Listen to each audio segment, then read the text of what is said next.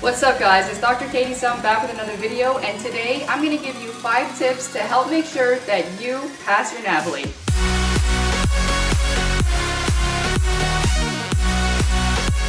I know just how much stress you're under right now, okay? That's exactly how I felt last year around this time. And whether your Navle is tomorrow or in a week or in a month, I hope that you can find time to watch this whole video because these are 5 things that I wish I knew before I wrote my Navle. So without further ado, let's get into tip number 1. Study how you want. Whatever works for you, okay? That is super important. For example, Vet Prep and Zuku give you these calendars about how to study and how to get through all the material, but it's not really feasible or realistic because that assumes that you're going to be on the same placement for 2 months or 3 months. While in reality, you're on an easy rotation, then a hard rotation, then an easy placement, and then 2 hard placements. So for example, on my difficult placements, I was at school for 16 hours running around. I did not have time to study for a week sometimes. Whereas on easier rotations, when I was done at 4 p.m., I had that whole evening to study. So I would get twice as much studying done, for example, compared to the week where I was on the hard rotation. So no matter how hard you try to follow those guidelines, you might find yourself in a difficult situation where you fall behind. But don't worry, because there will be time to catch up when you're on placements with less commitment. Yes, absolutely try to study every single night or every single day in some way, shape, or form using a mobile app or just scanning through some power pages. It's really important to try to keep up with it, but really you're gonna tackle huge chunks when you have the most amount of time. And I know it takes forever to get to that 80% that you're gunning for in Vet Prep or Zuku in order to make sure that you do get a free subscription if you fail the Navle, which I'll get into later. It goes really slowly at the start, but the farther you go, the more you knock down those percentages. Some of my classmates were done 100% of the prep course by November 1st. Did I eventually get to 100%? No. But did I at least get to 80? Also, no. I think I made it to 65 or 66% of Vet Prep, and that was just fine, okay? There is so much information in these courses that it's super hard to get to that 80 or to 100%. But it is a good reassuring safety net that if you fail, you don't have to pay for it again. Speaking of failing, I want you to forget about that as much as you can, okay? If you fail the Navle, it does not mean that you're not competent, you're not intelligent, that you won't be a great veterinarian in the future. All it means is that on that day, things did not go according to plan, okay? You are competent, you are intelligent, and you will be a great veterinarian. And you have been proving that for the past 3.5 years of this program. So don't worry, because if you don't pass, you'll just write it a few months later and pass then. So don't worry about it. So in summary, study however you want in whatever method works for you. All right, moving on to tip number 2.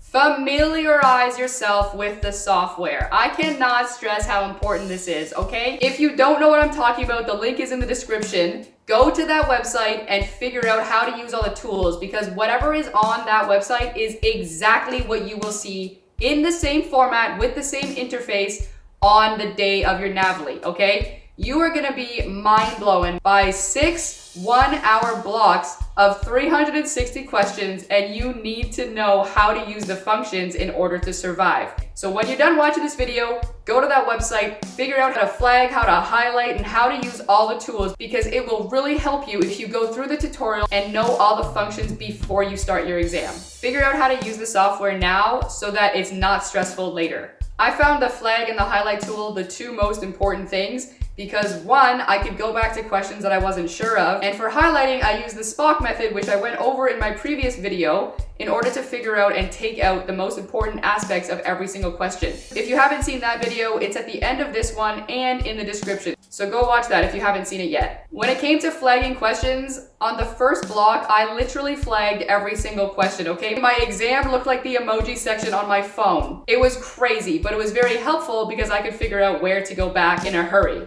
So do yourself a favor, go to that website and figure out how to use all the functions before you write your Navle. Trust me, you will thank yourself on the day of your exam if you do this beforehand. Let's move on to tip number 3. Don't get discouraged, okay? This is gonna be one of the hardest days of your life, and you will get through it. But if you give up on yourself at the beginning or halfway through, you probably will have to write it again. You need to believe in yourself, and you have to keep up a positive attitude. This is probably the most important tip because it's what's gonna get you through 6 hours of hell. I can't actually disclose any questions or information even if I remembered them from the Navle, but I remember the first question on my exam was something about a bunch of species living together and all sharing a common disease. And I was blown away, okay? It was something about a rabbit and a mouse and a guinea pig all commingling, and then it asked me what the answer was, and I had no idea. Honestly, it sounded like the beginning of one of my jokes. A mouse, a rabbit, and a guinea pig walk into a bar. And the rabbi says, I had no clue what the answer was, okay? And the second I saw that question, I was like, well, I've already failed. But I pulled myself together, I believed in myself, and was hopeful that the next 359 questions were nothing like that. But if I had given up after that, I wouldn't have made it through the other 5 blocks, let alone the first one. So it's super important to not get discouraged and to just move on when you don't know the answer. That being said, let's get into tip number 4. Take care of yourself, okay? If you're going to drink alcohol the night before your Navle, make sure you cut yourself off after 1 or 2, okay? Now is not the time to throw back shots with your roommate. Now is the time for a hot bath for you to relax and get a good night's sleep. Because you want to be in tip-top shape for the next morning where you'll probably have to get to your exam center super early. Whatever you do, do not stay up until 3 a.m. trying to cram the last bit of information into your brain, okay? If there is anything, any subject, any power page that you want to learn right before your Navle, do it now, okay? Trust me, I had set aside a few pages that I was planning on studying the night before my Navle, but I got a little bit behind and didn't get to them at all. So finish this video and then hit those things right away, because if you don't, you might not make it to them. And something along the same lines as taking care of yourself is pack a good lunch. I'm talking the most epic lunch you could possibly imagine, full of all your favorite foods, okay? And I know the healthy people out there are like, but Katie, what about brain food?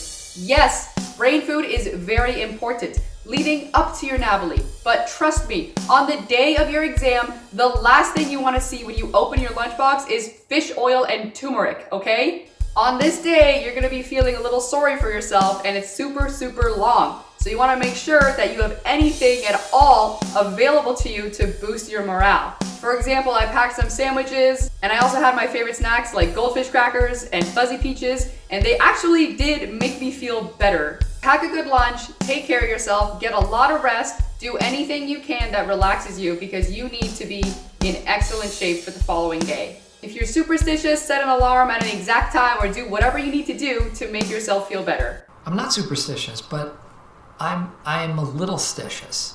So please, take it from me, take care of yourself, go to bed early, and pack a good lunch.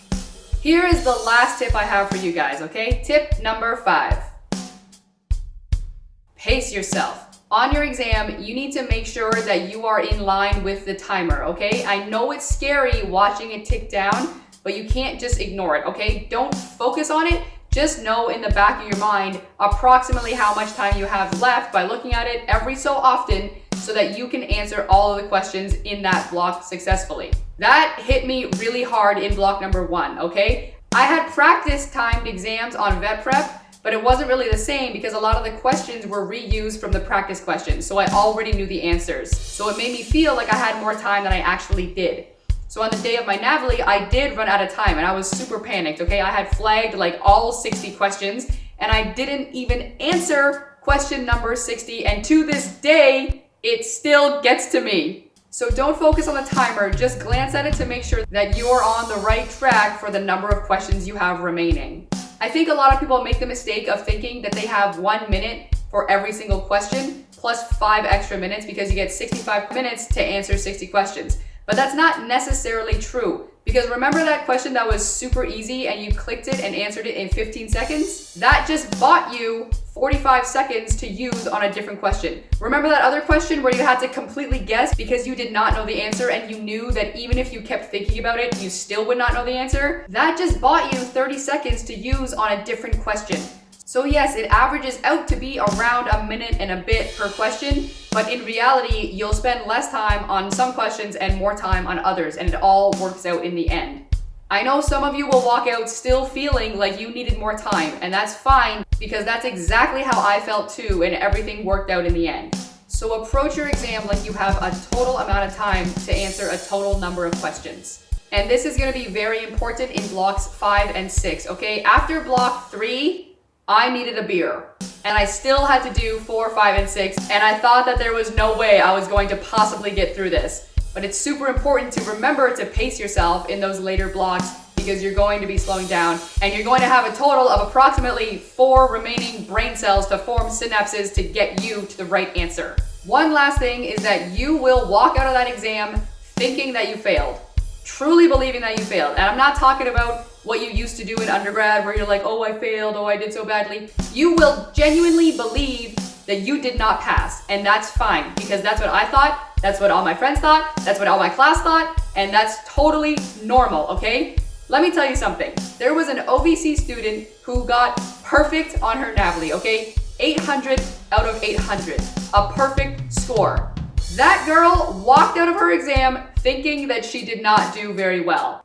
Did you hear that? There's a mortal human being that got perfect on the Navle, and even she didn't think that she did very well. So that's really saying something about the exam, okay? It's a normal feeling. You will go through a couple months of anticipation, but you will get your result, and statistically, you will have passed. Again, if you didn't, it's completely fine, and nobody will think less of you, and you will have an entire army of people ready to support you, ready to help you if you have to write it again. Anyway, guys, I hope this video helped. If you have any questions, post them in the comment section below. Don't forget to like this video and subscribe if you haven't already. And let me know what you want the next video to be about. Good luck with studying. You got this.